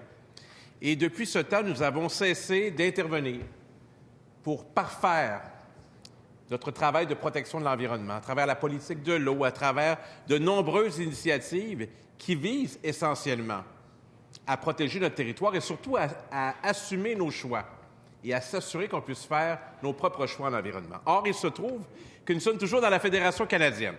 Je l'ai dit en fin de semaine dernière, il y a 3 attitudes possibles. On peut l'accepter. C'est le cas des partis fédéralistes. On peut en prendre acte. Ça, c'est les partis fédéralistes qui disent « on va quand même essayer ». Ou on peut s'assumer. Et c'est le cas du Parti québécois. Évidemment, la discussion qu'on a aujourd'hui, c'est dans le cadre canadien. C'est un cadre que nous, on n'accepte pas. Moi, je ne suis pas un Canadien, M. le Président. Je suis un Québécois. Je veux bien croire là, que le gouvernement assume d'être nationaliste à l'intérieur du Canada, d'être à la fois québécois et canadien. C'est une formule qu'on connaît. Ça a déjà été essayé. Ça a déjà été abondamment exprimé dans un film comique très connu. Mais il y a une situation qui est pas mal moins comique. Le Québec n'est pas maître de son territoire. Pour les gens qui nous écoutent, pour les Québécois de bonne volonté qui souhaitent qu'on puisse protéger notre environnement, le Québec n'est pas maître de son territoire. Le gouvernement canadien a des pouvoirs qui ont préséance sur ceux du Québec, notamment celui de nous faire passer un oléoduc. Le gouvernement du Canada, c'est le gouvernement suprême. Nous, gouvernement des provinces, comme ils aiment le dire, on a des pouvoirs qui nous sont consacrés historiquement, mais on voit bien l'usage que le gouvernement fédéral a de nombreuses façons d'aller à l'encontre des souhaits du Québec. Quel que soit le gouvernement qui est en poste à Québec, qu'il soit très engagé au plan environnemental ou qui assure le service minimum, comme c'est le cas présentement, on se heurte aux limites du statut de provincial. Que ce soit au port de Québec, on l'a bien réalisé. Que ce soit sur ce qui passe sur notre territoire, sur nos cours d'eau.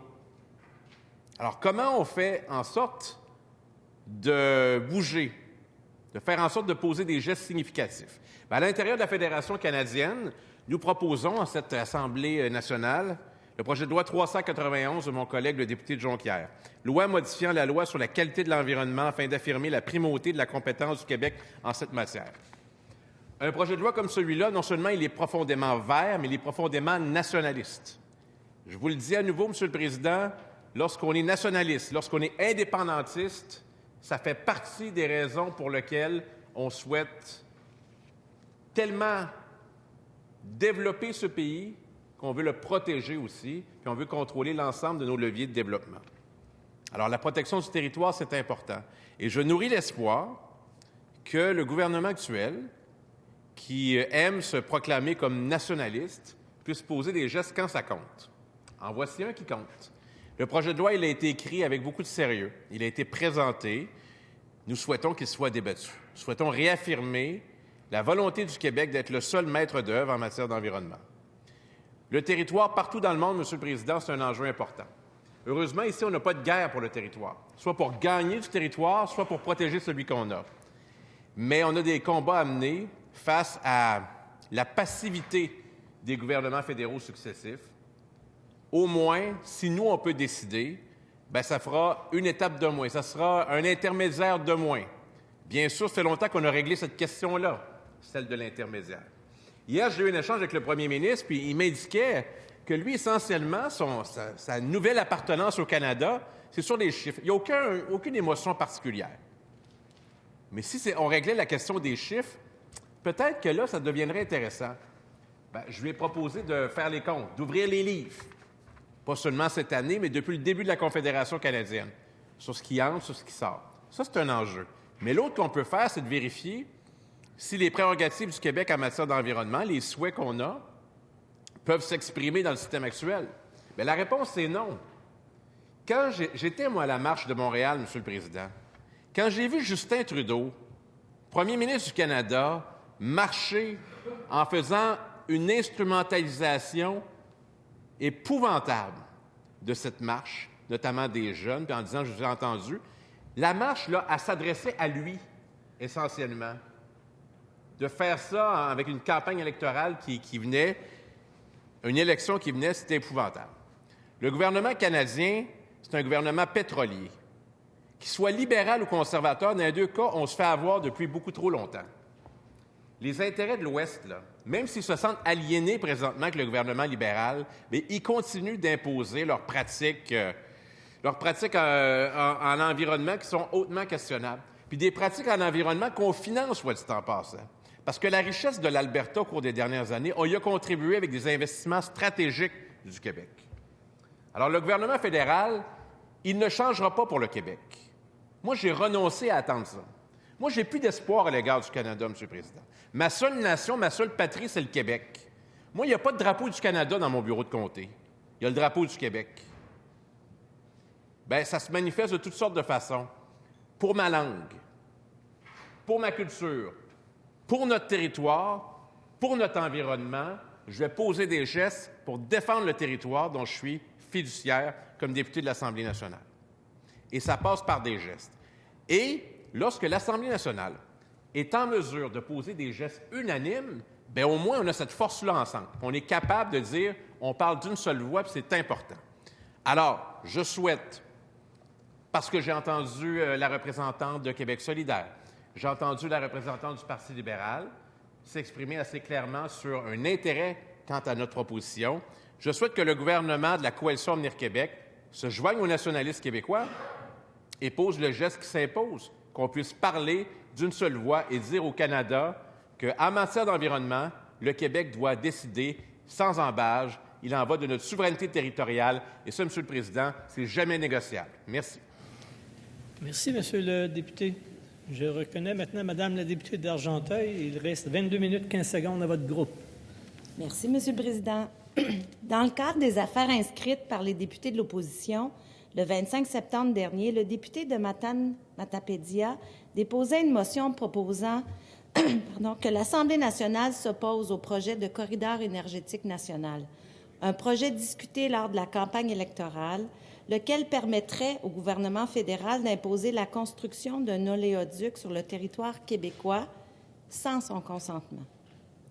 Dans le cadre du débat suivant cette motion, nous nous sommes clairement positionnés de ce côté de la Chambre, une fois de plus, contre la construction d'un pipeline sur le territoire du Québec. Croyez-moi, Monsieur le Président, pour avoir accompagné les élus de la MRC où je travaillais à s'opposer vivement au projet de Transénergie Est, je confirme que le gouvernement ne souhaite pas que circule à travers nos villes, nos villages et nos campagnes ce type d'énergie à laquelle nous tentons de remédier dans nos actions publiques et dans nos politiques. Nous l'avons mentionné à maintes reprises, nous souhaitons poursuivre nos efforts d'électrification des transports et des entreprises pour utiliser cette énergie propre à bon escient, pour réduire notre empreinte carbone de manière globale. En septembre, lorsque la troisième opposition a présenté cette motion du mercredi, mon collègue député de Deux-Montagnes et ministre de l'Environnement avait souligné qu'il trouvait qu'elle manquait un peu d'ambition. Pourquoi la motion du chef du troisième groupe d'opposition se limitait-elle à un seul projet, alors que du côté gouvernemental, notre message fut que tout projet énergétique devait recevoir en amont l'accord de l'Assemblée nationale, sinon celle du gouvernement du Québec. La position du gouvernement est ferme. Nous ne souhaitons pas d'un projet énergétique qui pourrait menacer l'expertise et la volonté des Québécois.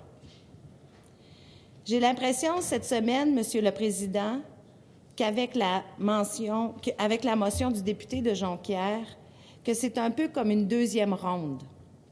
Une deuxième tentative de la troisième opposition qui s'est rendu compte que sa motion du mois de septembre n'avait pas été assez frappante et qui tente cette fois-ci une nouvelle motion ayant une portée un peu plus sérieuse. Elle ne nous parle plus seulement d'un projet en particulier, mais implique plutôt tous les projets pouvant avoir un impact sur l'environnement en demandant la compétence du Québec en matière de primauté, en matière d'environnement. Cette fois-ci, cette motion est beaucoup plus ambitieuse. Cela nous donne donc l'occasion de reparler de la relation Québec-Canada en environnement. En premier lieu, pour répondre à la question que soulève le député de Jonquière, j'aimerais réitérer que la position du gouvernement en cette matière est indubitable. Quand un projet a un impact environnemental sur son territoire au Québec, l'accord du Québec est incontournable. Nous aurons toujours notre mot à dire quand on parle d'aménager quelque chose sur notre territoire.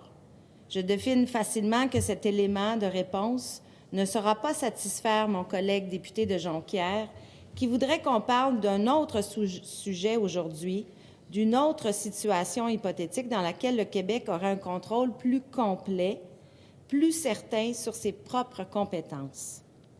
Je vois peu d'intérêt, Monsieur le Président, à participer à ce type de débat qui fait fi de la situation actuelle, surtout quand on parle d'un sujet aussi précieux que celui de l'environnement. Mon collègue, le ministre de l'Environnement, nous a bien expliqué la situation d'aujourd'hui découlant de la Constitution qui définissait le partage des compétences entre le fédéral et le provincial. À cette époque, l'environnement n'était sûrement pas un enjeu prioritaire. Chaque palier a donc adopté au fil des ans des lois en matière de protection de l'environnement découlant de leurs compétences respectives. Toutes ces lois, à des paliers différents, peuvent à l'occasion se chevaucher. C'est à ce moment-là que la confusion peut s'installer et qu'on peut s'inquiéter du respect de nos compétences en environnement. Différents moyens, toutefois, existent pour atténuer ces inquiétudes. Certes, les gouvernements peuvent négocier des ententes intergouvernementales, mais au-delà de ces ententes, des représentations peuvent être faites par notre ministre de l'Environnement pour assurer la défense de nos compétences. Le printemps dernier, il est d'ailleurs allé témoigner devant le Sénat canadien pour l'étude du projet de loi C-69. Le gouvernement du Québec tenait à défendre ses compétences dans ce dossier parce qu'on voyait dans ce projet de loi une tentative d'intrusion. De manière plus générale, le Québec continue à promouvoir ses intérêts au sein des comités et forums fédéraux provinciaux relatifs à l'environnement, notamment auprès du Conseil canadien des ministres de l'Environnement et des forums sur la conservation, la faune et la biodiversité.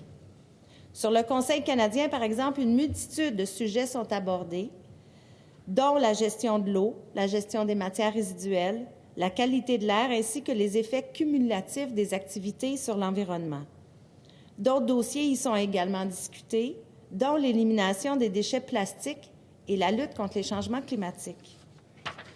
On souhaite développer, par exemple, une stratégie pan-canadienne visant l'atteinte de zéro déchet de plastique.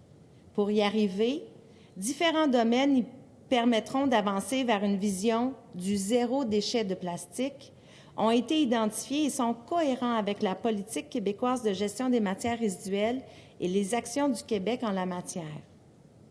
Le travail du ministre de l'Environnement dans ses représentations, c'est de s'assurer de cette cohérence dans chacun des dossiers abordés par le Conseil canadien. Vous savez, Monsieur le Président, le leadership du Québec en matière d'environnement est d'ailleurs mis de l'avant dans ces différents forums. On peut montrer l'exemple et on se doit de le faire. Le respect de nos compétences, Monsieur le Président, passe notamment par la transmission, et je dirais même plus, par la translation de notre vision aux autres gouvernements.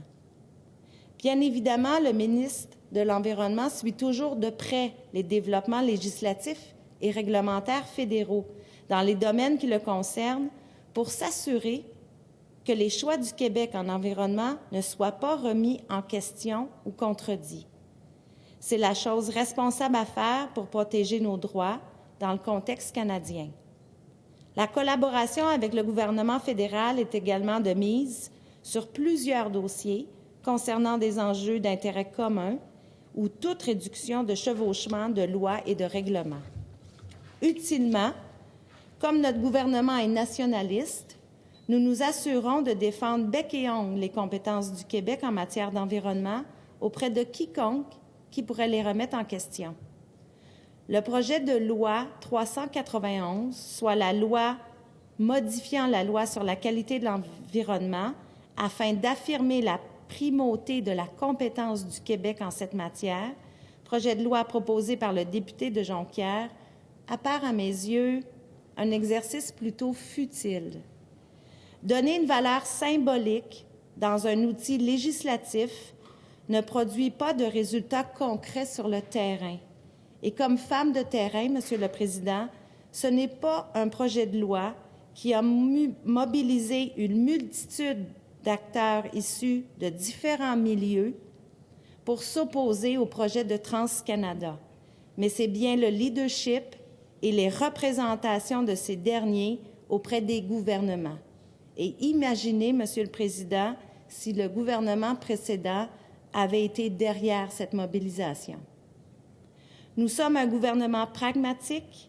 Nous allons mettre en œuvre tous les moyens réalistes pour protéger notre environnement, pour assurer que notre position de leadership en cette matière ne soit pas gâchée par des intérêts de d'autres qui ne sont pas les nôtres. Merci. Merci, Mme la députée de Argenteuil. Je cède la parole à M. le député Jacques Cartier et je vous rappelle qu'il reste 13 minutes à votre groupe parlementaire. Merci, M. le Président. Je veux juste commencer par commenter un petit peu sur les propos du député de matin concernant le Canada, c'est un État pétrolier. C'est vrai, dans l'ouest du Canada, il y a une industrie qui existe depuis plusieurs années. Et je veux juste corriger un petit peu le tir parce que c'est intéressant de voir le Parti québécois critiquer Alberta comme ça. Et je ne suis pas ici pour défendre la province d'Alberta, mais je veux juste répéter qu'en 2012, le premier ministre Pauline Marois a créé un groupe de travail avec la province d'Alberta pour bien explorer la possibilité d'importer plus de pétrole d'Alberta. Dans la motion, ça dit « La nation québécoise est souveraine sur son territoire ». Je suis bien d'accord. Et quand même, comme une province, on est capable de prendre des décisions, des fois, peut-être moins populaires, mais si quelqu'un me pose la question, Greg, député de Jacques-Cartier, est-ce que vous voulez qu'on importe le pétrole d'Alberta ou le pétrole d'un pays comme Arabie Saoudite ou quand même un autre pays moins démocrate qui est moins libre? Si je dois consommer le pétrole, je vais toujours prendre l'option d'un voisin, d'Alberta. Et ça, c'est juste une réalité, Monsieur le Président. Et je veux quand même, parce que c'était un gouvernement, un parti québécois qui a accepté de renverser le pipeline Enbridge 9B. Avec ce renversement de le pipeline, Québec a commencé d'importer plus de pétrole de l'Alberta. Et les chiffres démontrent que depuis 2012 et 2017, les importations d'Alberta ont augmenté à 8 à 44 Ça, c'est des faits. Et c'est quand même pas nécessairement une mauvaise chose, parce qu'il y a juste une réalité. Moi, je veux que le Québec continue d'axer sur plus des chars électriques, qu'on consomme moins de pétrole. Une journée, j'espère qu'on va être capable de presque importer aucun pétrole au Québec. On vit dans une société qui est vraiment faire la transition. Mais on n'est pas capable, avec les technologies qui existent présentement, de faire ça aujourd'hui. Ça, c'est juste une réalité. Parler avec des experts. C'est juste, la technologie, c'est pas là. Il faut continuer de faire des recherches et développement des technologies dans le domaine de l'économie verte. Et comme je veux juste répéter, c'est pas une critique envers le Parti québécois, c'est juste une réalité que nous, comme une nation, sommes capables de prendre des décisions, pas juste charler contre le premier ministre d'Alberta, M. Kenney, qui fait beaucoup de Québec bashing. En ordre pour lui de gagner sa course à la chefferie à faire du Québec bashing, et moi, je trouve ça inacceptable. De faire ça sur le dos des Québécois. La pérication, on envoie un chèque directement à Québec. C'est pas juste. Je pense pas que c'est une façon de travailler dans notre fédération, dans un esprit de collaboration, d'avancer des choses pour toutes les différentes régions du Québec. Parce que c'est sûr, moi, je suis très fier du Canada. Je suis très fier d'être Canadien. Je suis très fier d'être Québécois. Je sais que je ne suis pas d'accord avec certains de mes collègues des autres formations politiques, mais ça, c'est juste une réalité pour moi. Et quand nous avons, comme une formation politique, arrivé en pouvoir en 2014, on a dit, OK, nous avons renversé une pipeline. C'est fait. Mais il y a une proposition de TransCanada de bâtir Energy Est, un autre projet. Puis quand même, comme un gouvernement, on a dit, wow, attends un petit minute, là, je ne sais pas si on est prêt pour ça, ni d'accord. On veut plus d'informations. On comprend qu'il y a une pipeline qui va construire, qui va commencer en Ontario, puis ça va terminer à St. John's. On comprend l'idée, mais on veut avoir une plus grande réflexion et discussion. Et c'est là où l'ancien gouvernement a mis 7 conditions sur le projet. On a dit, nous, on va demander à une entreprise, quand même si c'est une juridiction fédérale, quand même si c'est le gouvernement fédéral qui peut, en théorie, imposer une pipeline interprovinciale sur Québec, nous avons 7 conditions. Et si TransCanada veut ne pas respecter nos obligations, bien, bonne chance. Parce que moi, je suis convaincu que si TransCanada et le gouvernement fédéral a décidé à un moment de forcer le Québec d'accepter une pipeline, que des gens, pas juste à Montréal, mais dans toutes les régions du Québec, vont sortir dans la rue et dire que c'est inacceptable. Alors ça, c'est pourquoi on a mis des conditions comme une consultation et l'acceptabilité sociale de la population québécoise. On a mis des clauses sur les consultations avec les Autochtones, mais aussi on a ajouté une clause qui était très importante, et c'était que l'entreprise respecte les compétences du Québec en matière d'environnement. Parce qu'on est tellement fiers de ce que nous avons fait. Le gouvernement, le Parti québécois, le gouvernement, le Parti libéral, a lutté pour plusieurs années avec le gouvernement fédéral d'avoir plus de pouvoirs. Le gouvernement fédéral. Il n'y a aucune raison de faire un dédoublement de certains règlements quand Québec a toutes les compétences, a tous des fonctionnaires nécessaires de faire leur propre évaluation qui sont, juste en règle générale, sont plus forts que des règlements à niveau fédéral. Alors, moi, je suis fier de ça. Je suis fier de la nation québécoise qu'on respecte. C'est pas juste une question de respecter l'environnement, mais on est proactif. On propose des choses concrètes. Mais, Madame la Présidente, on va faire un changement, là. Je veux aussi parler de l'approche de ne pas juste critiquer les autres et leur réalité. Dans l'ouest du Canada, il y a une réalité. Eux autres ont des ressources de pétrole énormes. Ça, c'est juste... pour certaines personnes, comme on dit, it's a blessing. Ça vient avec certains défis parce que le prix du pétrole, ça peut augmenter, ça peut chuter, puis ça a vraiment des impacts sur une économie. Mais quand même, dans cet esprit-là, en 2014 et 2015, l'ancien premier ministre, M. Couillard, a commencé à dire « Je comprends qu'il y a des différentes réalités au Canada, mais le temps est maintenant pour les provinces de parler ensemble d'une stratégie énergétique pour le Canada. On comprend qu'il y a une réalité dans l'Ouest, mais nous, dans l'Est, nous avons notre pouvoir hydroélectrique qui est reconnu partout dans le monde.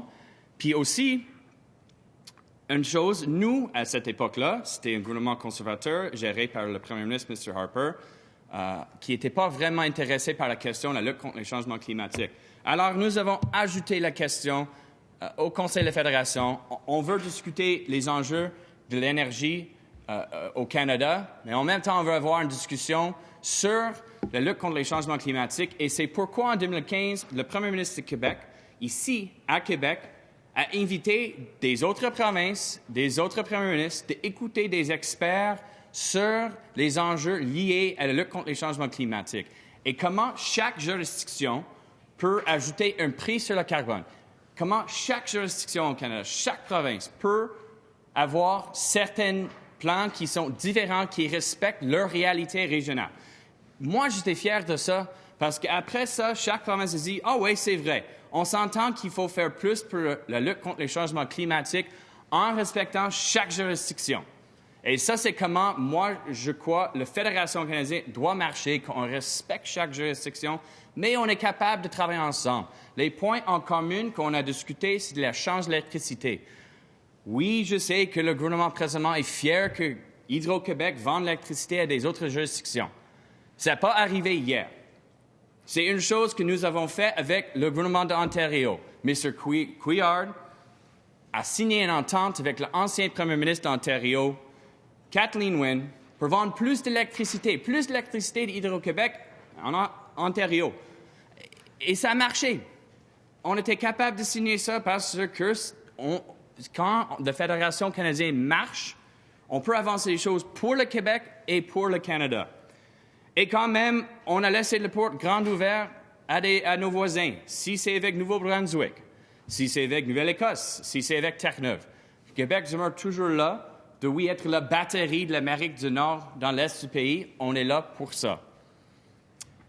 Mais, Madame la Présidente, je veux continuer parce que c'était, comme je dis, c'était pas juste des gouvernements libéraux, mais c'était aussi des gouvernements de le Parti québécois qui a lutté pour un plus grand rôle dans la protection des places comme Anticosti.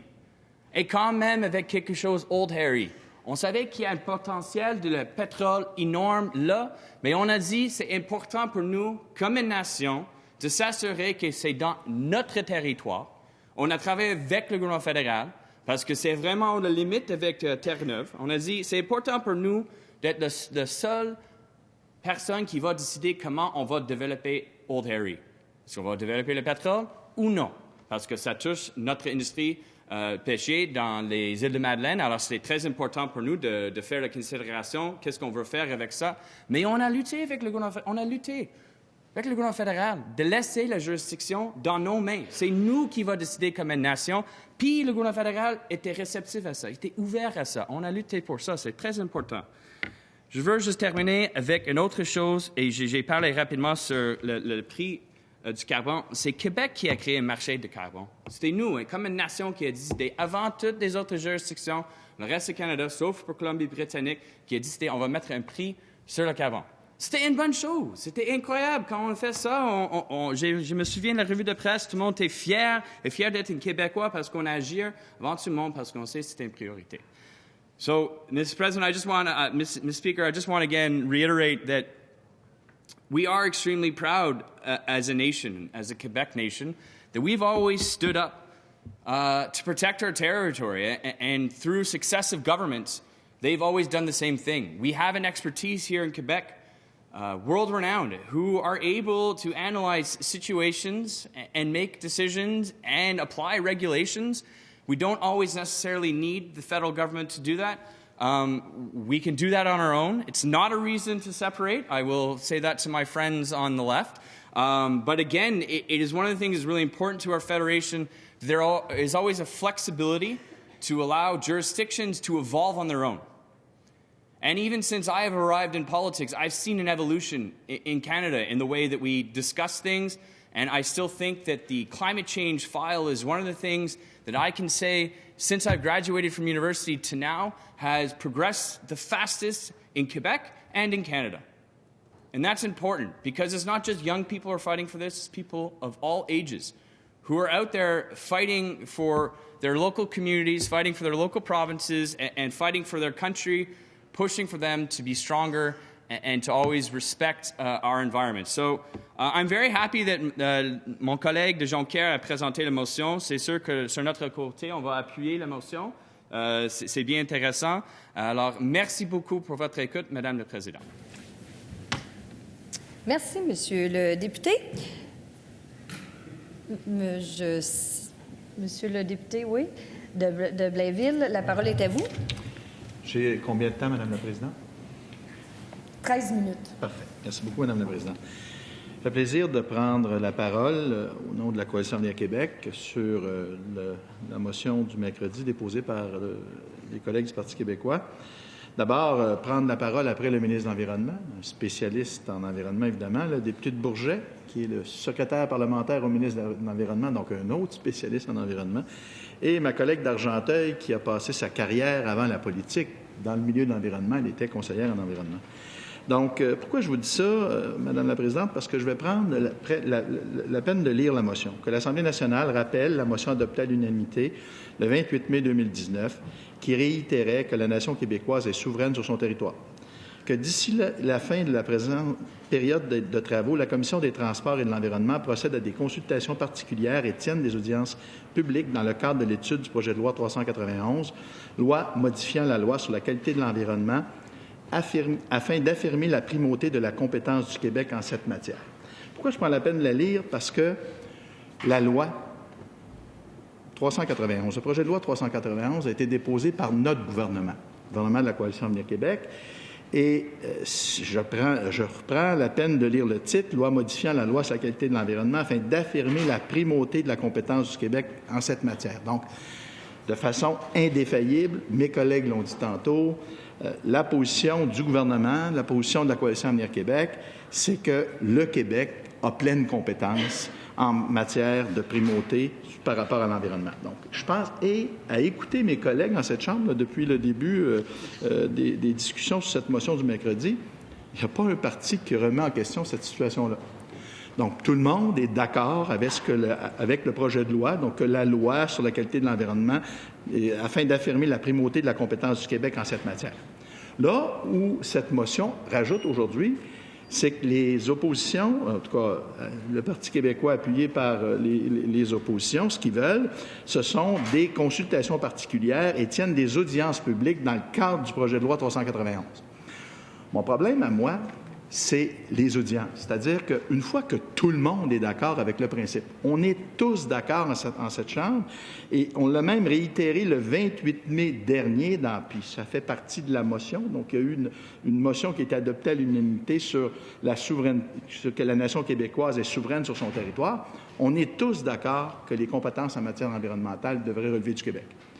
Donc, pourquoi tenir des audiences publiques là-dessus? Pour entendre des témoins qui sont contre le fait que le Québec tienne, ait la primauté de la compétence en matière d'environnement? Je ne pense pas. Tous les partis en cette Chambre sont d'accord. Donc, mon problème à moi, c'est l'urgence. C'est-à-dire qu'une fois qu'on a dit puis qu'on est tous conscients que le Québec va avoir les pleines compétences, travaillons rapidement sur ce projet de loi-là, qu'il soit clair qu'on a une loi au Québec qui modifie la loi sur la qualité de l'environnement afin d'affirmer la primauté de la compétence du Québec en cette matière. Donc, je pense que tout le monde est d'accord. Donc, rapidement, qu'on se mette à la tâche et que tous les partis puissent, via leur députation, être capables de se faire entendre puis d'étudier article par article le projet de loi. Donc, je ne comprends pas, là. Moi, quant à moi, il y a une urgence qu'on adopte ce projet de loi-là. Puis ce que nous disent les oppositions aujourd'hui, c'est qu'il faut tout faire pour de prendre tout le temps nécessaire pour être capable d'entendre les témoins, les groupes témoins qui vont venir dire la même chose que nous autres, c'est-à-dire qu'on veut le projet de loi pour, évidemment, pour affirmer la primauté de la compétence du Québec en matière d'environnement. Donc, si c'est ça, si c'est pour entendre les adversaires à ça, j'en ai pas entendu, là, des Québécois qui nous ont demandé de ne pas faire primer la loi du Québec en matière d'environnement, j'en ai pas entendu. Là. Donc, est-ce que les partis d'opposition ou des groupes qui veulent faire entendre que ça compte ça, il faudrait qu'ils nous le disent. Parce qu'à quelque part, nous, au gouvernement, là, en tout cas, je regarde mon ministre de l'Environnement, là, lui, il n'en a pas entendu de groupe qui demande à ce que le Québec ne soit pas, qu'elle n'ait pas la primauté de la compétence en matière d'environnement au Québec. Donc, tous les Québécois sont d'accord.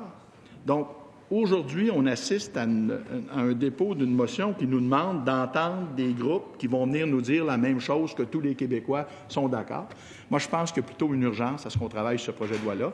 C'est ce que pense le gouvernement, c'est-à-dire que la Coalition Avenir Québec est consciente de cette situation-là, est consciente qu'il y a, oui, des discussions à travers le Canada. On voudrait nous imposer un oléoduc et un gazoduc, ou appelez-les comme vous voudrez, que les Québécois ne veulent pas, tout simplement. Donc, il est important, il est urgent que la population sache que le gouvernement modifie sa loi pour être bien sûr d'affirmer la primauté de la compétence du Québec en cette matière. Et là, les oppositions pourront jouer leur rôle s'ils ont des amendements et tout ça.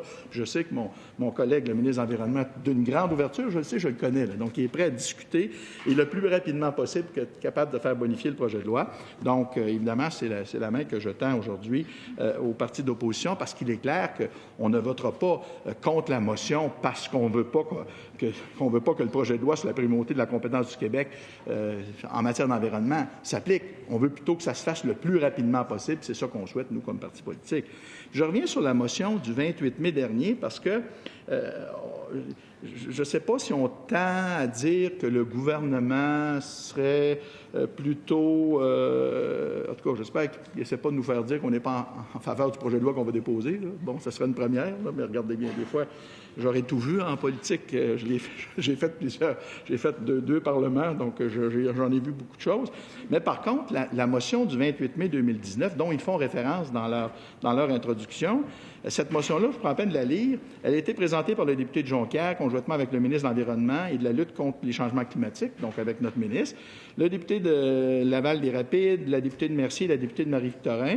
Puis elle se disait, comme suit cette motion-là, le 28 mai 2019, que l'Assemblée nationale réitère que la nation québécoise est souveraine sur son territoire, qu'elle rappelle que, par conséquent, tout projet pouvant avoir un impact environnemental, notamment ceux ayant trait au transport d'hydrocarbures, doit être soumis à la procédure québécoise d'évaluation environnementale. Qu'elle rappelle également que ces projets ne peuvent aller de l'avant sans l'accord du gouvernement du Québec. Enfin, qu'elle reconnaisse que le gouvernement de la Colombie-Britannique a toute la légitimité pour aller en appel de la décision de sa Cour d'appel dans son renvoi sur l'application de ces lois environnementales. Donc, en mai 2019, il était clair que la motion unanime qui était adoptée ici par l'Assemblée nationale était qu'on réitérait que la nation québécoise est souveraine, puis qu'on voulait rappeler que tout projet pouvant avoir un impact environnemental, notamment ceux ayant trait au transport d'hydrocarbures, doit être soumis à la procédure québécoise d'évaluation environnementale.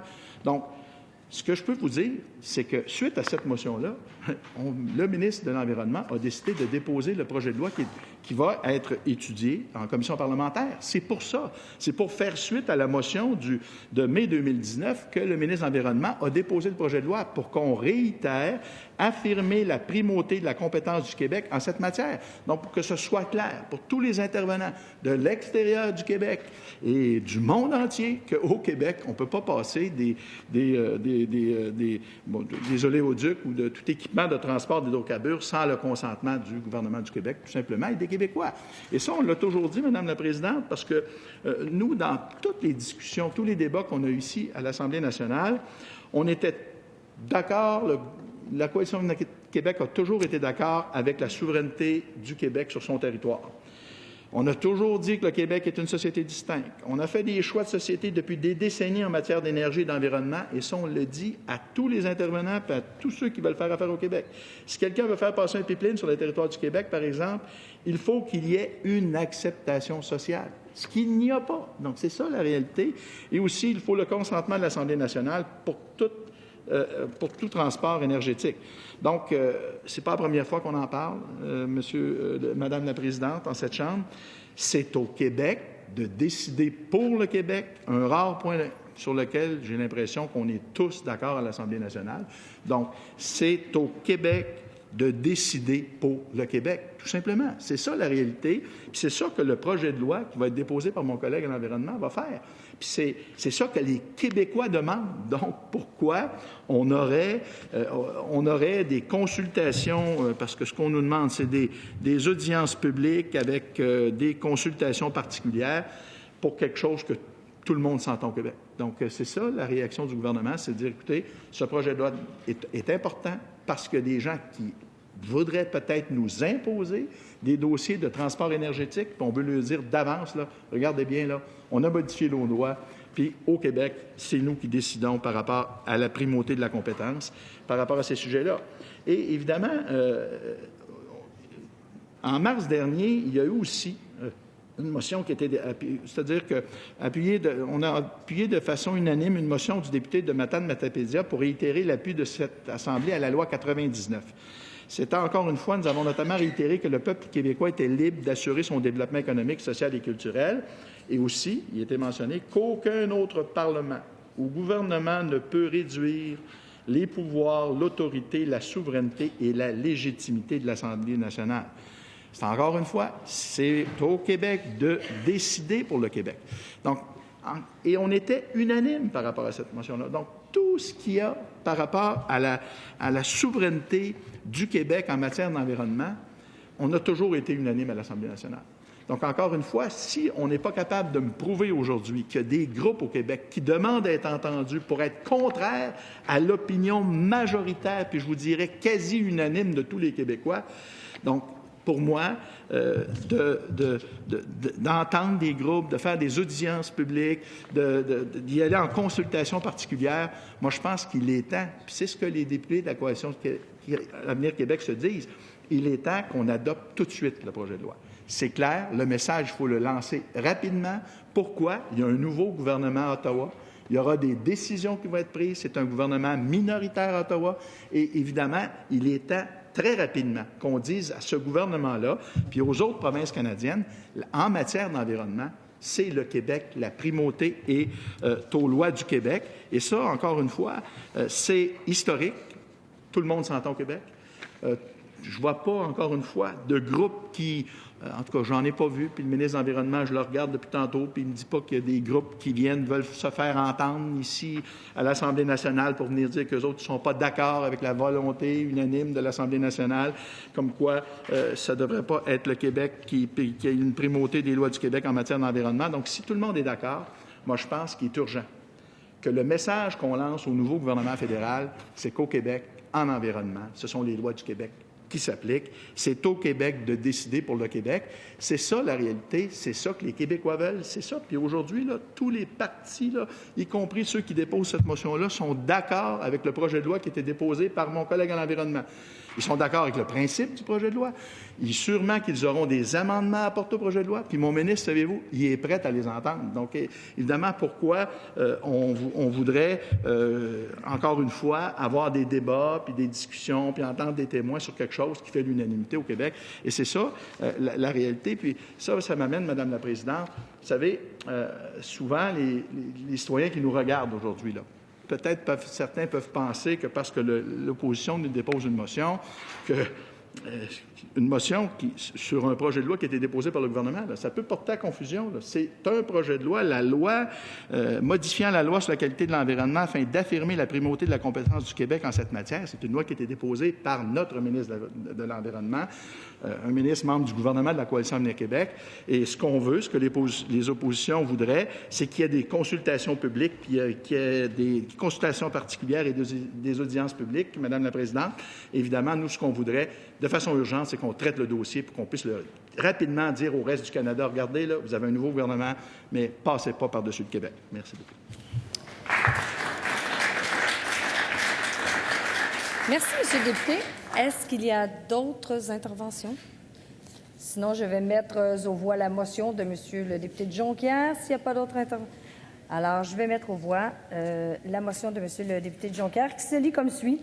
Que l'Assemblée nationale rappelle la motion adoptée à l'unanimité le 28 mai 2019 qui réitérait que la nation québécoise est souveraine sur son territoire, que d'ici la fin de la présente période de travaux, la Commission des transports et de l'environnement procède à des consultations particulières et tienne des audiences publiques dans le cadre de l'étude du projet de loi numéro 391, loi modifiant la loi sur la qualité de l'environnement, afin d'affirmer la primauté de la compétence du Québec en cette matière. Cette motion est-elle adoptée? Adoptée.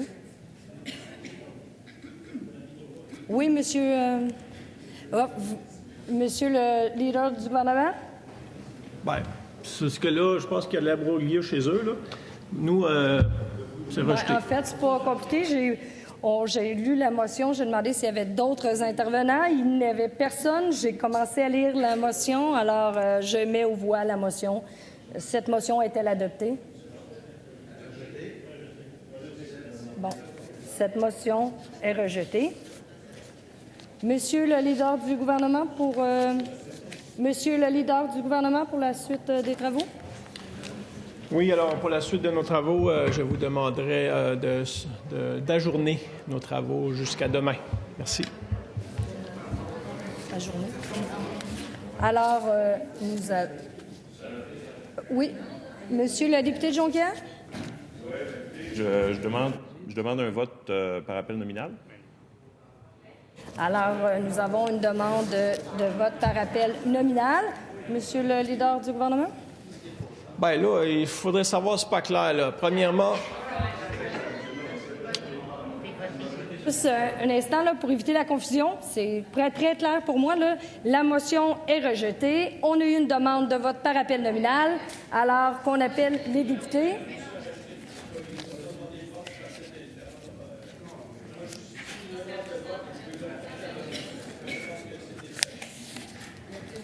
Alors, la motion est rejetée, bien entendu.